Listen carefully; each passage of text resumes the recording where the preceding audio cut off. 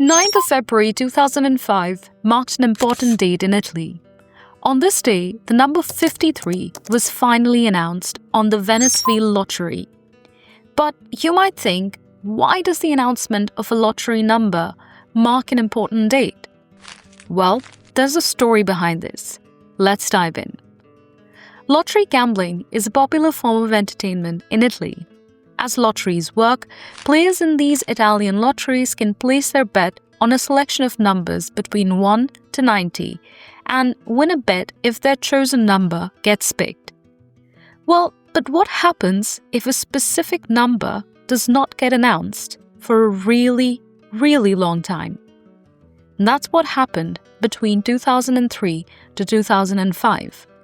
In a span of almost 2 years, in a total of 182 consecutive lottery number announcements, the number 53 just never got announced consecutively for 2 years. Now, one might think, well, that's okay. How bad can a random event such as the announcement of a lottery number affect people? Well, turns out a whole lot. Since the number 53 was not announced, players reasoned that its announcement was long due. Based on this line of reasoning, many people bet on the number 53, leading to an estimated 4 billion euros being spent betting on the number 53 between May 2003 to February 2005, until finally when 53 was drawn on the 9th of February 2005. This was called as the Fever 53 phenomena that happened in Italy. A key question that arises here is, why did so many people bet on 53 despite its long streak of 182 no-shows? Well, this event was considered to be a real-world demonstration of a common cognitive bias called the gambler's fallacy.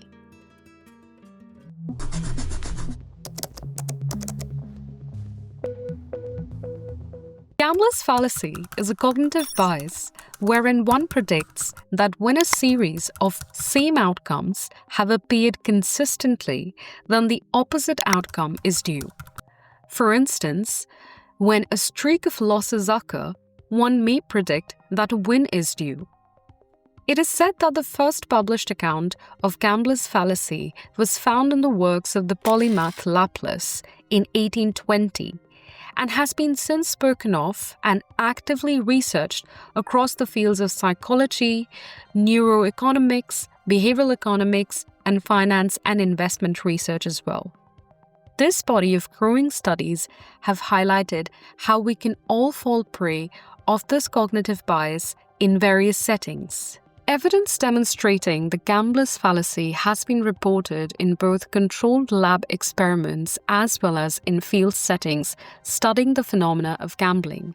For example, a lab study demonstrated that when asked to predict the color that will come next in a simulated relay task, in line with the gambler's fallacy, as the streak run length of a specific color increased, the probability to predict that color significantly decreased among the participants.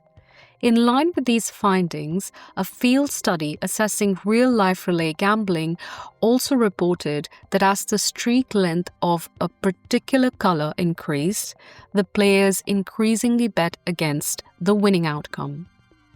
However, the expression of gambler's fallacy is not limited to the gambling settings. A study published in 2016 by Chen and colleagues found that the gambler's fallacy bias was also demonstrated in decisions made by court judges, baseball coaches, and loan application officers. Specifically, this study found that the odds that a judge would make the decision to reject an asylum application increased if they had approved the previous case, keeping all other conditions equal. Interestingly, the likelihood that these judges would be affected by the prior decisions increased with the streak length of positive or negative rulings and the similarity of the prior cases they assessed. In the same study, the researchers assessed the decision-making among loan officers in India, who had to make recommendations about whether to approve the loan for applications that had already been processed.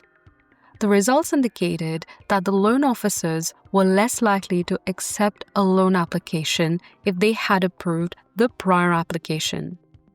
Finally, this study assessed decision-making tendencies among Major League Baseball umpires. Similar to the other two settings, they found that the likelihood to call a strike decreased if the previous pitch was called a strike. This demonstrates that the gambler's fallacy cognitive bias can impact our decision-making in different settings as well as in everyday life, perhaps. But a key question that stands is, why do we fall for this bias? One potential cause giving rise to the gambler's fallacy can be apophenia or patternicity. Apophenia is the tendency of humans to look for patterns and ascribe meaning to those random patterns. Pattern recognition and deriving meaning from those patterns is a natural human tendency which has served an important role in human survival. Being able to derive meaning from patterns helps increase a sense of control and predictability, in turn reducing ambiguity and anxiety that might come with uncertainty. Additionally, being able to spot patterns might have aided as a survival mechanism for ages, such as being able to spot a predator in the forest.